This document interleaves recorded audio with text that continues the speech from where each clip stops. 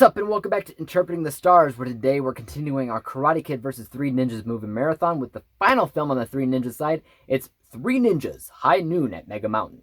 It's not entirely hard to understand why this was the last movie. Once again, they've recast the kids. This time, the only actors in the film reprising the roles are the grandpa and maybe the two parents that nobody cares about. The kids, though, the only characters you care about, all of them are recast, and it's the second time in the series that this has happened. It's not a good thing. Doesn't say anything about the quality of the film itself, but that alone might be frustrating to an audience that grew up loving these characters only to see them portrayed by different actors again and again and again. I mean, this is not James Bond, guys. It's not Doctor Who. Stop regenerating the kids. It's time to be an objective ombudsman, and let's get cracking.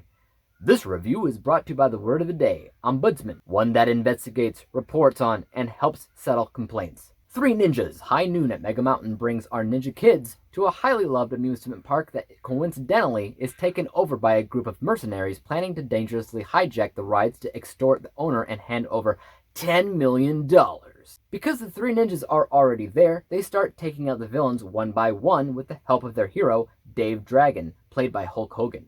So, biggest thing about this movie, believe it or not, is that it's completely spoofing off of Die Hard 2. Now remember, in Die Hard 2, the terrorists took over an airport and were able to control what the planes were doing in the air. Same thing here. You got mercenaries, or terrorists, whatever you want to call them, taking over an amusement park and controlling the rides within it to extort somebody else. All the meanwhile, it's spoofing the musical fanfare of Star Wars whenever the villainous woman shows up on screen as if she's Darth Vader. So there's quite a bit of parodying going on in this film, but I wouldn't say it's as tongue-in-cheek as it probably should be in order to really work out what it's trying to do in the best light. But it is still interesting. I also think the fighting in general is probably the best it's been since the first movie. The second movie was good too, but there wasn't a lot of it. The third movie had too much fighting, and so stuntmen were used way more than they should have been, and that took me out of that movie. But the fighting in this movie kind of brought it back to the spirit of the first, and that's actually the strongest thing that I can actually talk about this series as a whole. The spirit has always been intact, regardless on who is cast in these roles. It's always been light, silly fun. The kids have always felt like family. And the fight choreography has always been surprisingly well done. The story in this film was fine, as it's like a Die Hard for kids type of deal, but it's not super original. But then again, none of the movies have really been original. The first two felt like they copied straight off of Karate Kid 1 and 2. The fourth is like Die Hard 2, like I said. And I would say Three Ninjas Knuckle Up, which is the third film, was the most original, as it dealt with the strongest story out of all four. But it still wasn't anything you'd remember forever. So the movie as a whole, atmospherically, felt like the others before it, so I actually had no problem with that. I do have a couple of problems with the movie, though. The first is Hulk Hogan. He's in the movie as almost a gimmick because he's Hulk Hogan. If this movie came out a few years later, it would probably be John Cena.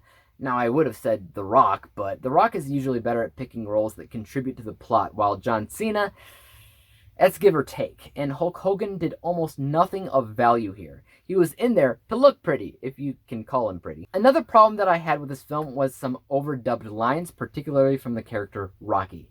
A lot of his lines sounded so fake, and the other characters were fine for whatever reason, but Rocky, oh boy. That negatively affected my music and sound category. Overall, this movie could have been a lot worse than it was. I mean, the main thing that hurts it isn't the fact that they recast the kids. You might think that's true before you see it, but honestly, that's the least of my worries. It doesn't even have a ton of things that stand out as bad other than the overdubbing problem and Hulk Hogan's entire existence. Everything else is business as usual.